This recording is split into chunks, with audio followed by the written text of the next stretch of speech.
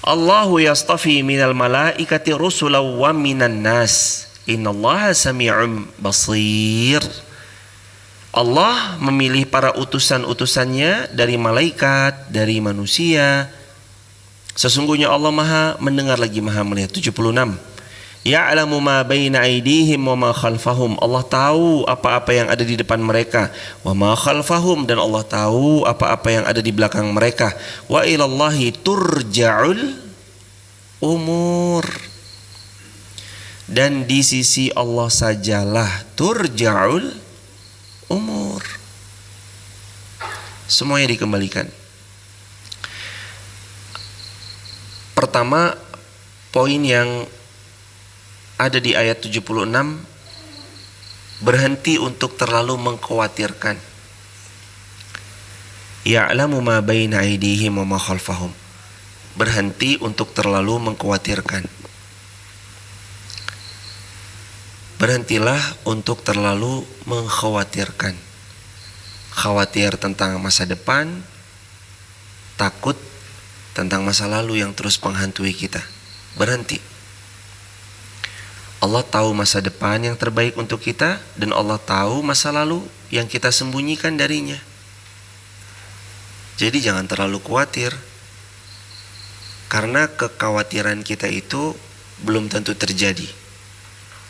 Karena kekhawatiran kita tentang masa depan itu belum tentu terjadi, tapi sebab terlalu khawatir, dia malah merenggut kebahagiaan dan kesenangan kita di hari ini. Overthinking, jadinya mikir gak jelas. Jadi terlalu overthinking terhadap sesuatu, sehingga membuat dia itu gak bisa gerak dengan leluasa. Lantaran apa dia gak bisa gerak leluasa? Terlalu khawatir tentang masa depan yang belum tentu datang. Jangan khawatiran jadi orang. Nikmati aja, jalani aja. Allah tahu yang sebelumnya, Allah tahu yang akan datang. Jadi kalau yang akan datang kita dapat musibah, itu atas pengetahuan Allah atau tidak? Pekan depan misalnya, na'udzubillah, kita dapat musibah. Itu atas izin Allah atau bukan? Atas izin Allah. Allah akan berbuat jahat gak kepada kita, atau Allah selalu baik sama kita? Allah selalu baik. Dan ayat yang kemarin juga kita flashback, wa mallahu bizallamil lil abid. Dan sekali-kali tidak, Allah tuh gak akan pernah zalim kepada hamba-hambanya. Bizallamil lil abid. Allah gak pernah zalim sama kita. Jadi kalau kita tertimpa sesuatu, itu karena diri kita sendiri. Allah gak zalim. Allah tahu yang di depan, Allah tahu yang di belakang. Jadi apa khawatirnya menjalani hidup? Tapi situ sampai pada tahapan bosan, Ustadz. Ya manusia itu pasti nanti nyampe itu jemaah. Bosan gitu, apalagi sih? Udah semua nih, apalagi sih? Mungkin akan ada masanya di mana bosan. Tapi hidup harus tetap berjalan dalam beramal salih. Jangan berhenti.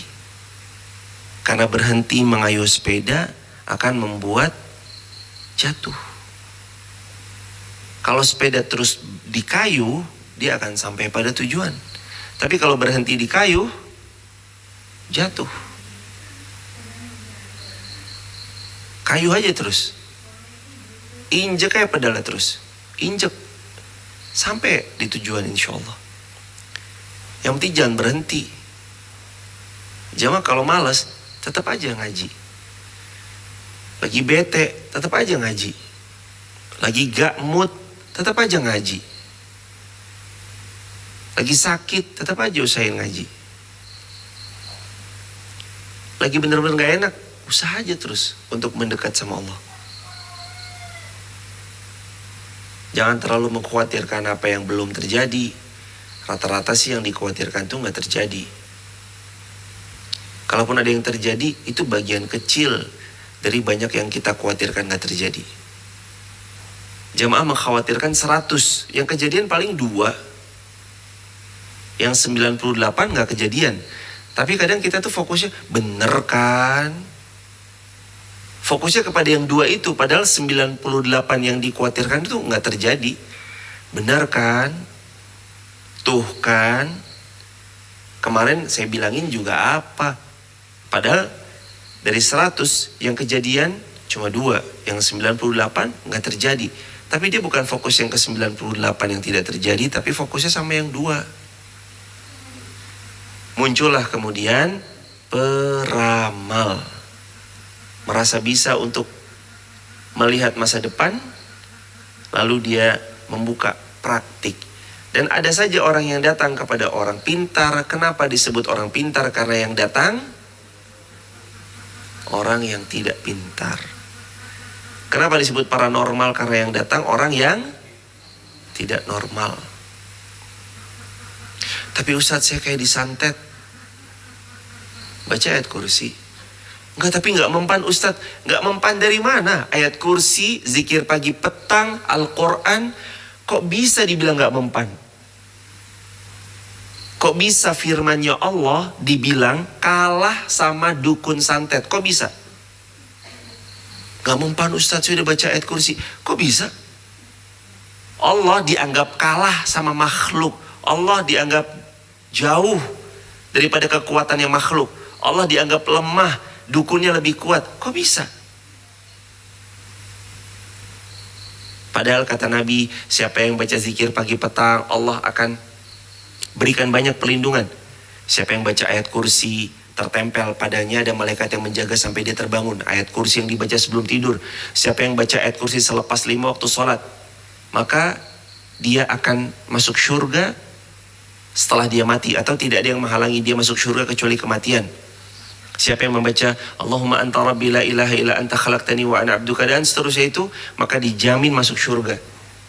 Belum lagi ketika membaca asbahna wa asbahal mulku lillah walhamdulillah Allahumma bika asbahna wa bika amsayna wa bika nahi. Oh, Allah melindungi semuanya. Terus kita bilang dukunnya lebih kuat. Kira-kira jampi-jampi dukun sama Quran kuat mana? Yakin? Kuat zikir pagi petang atau jampi-jampi dukunnya? Zikir pagi petang. Terus kalau ada orang yang bilang, tapi saya itu kena yang lemah iman dan yakinnya sama Allah. Kan kita tahu kata Nabi, kalau dia nggak yakin sama Allah, meragukan, farraqallahu syamlah, yokono, dia pasti tercerai beraikan urusannya. Bahkan dalam riwayat yang lain, Allah biarkan dia bersandar kepada manusia.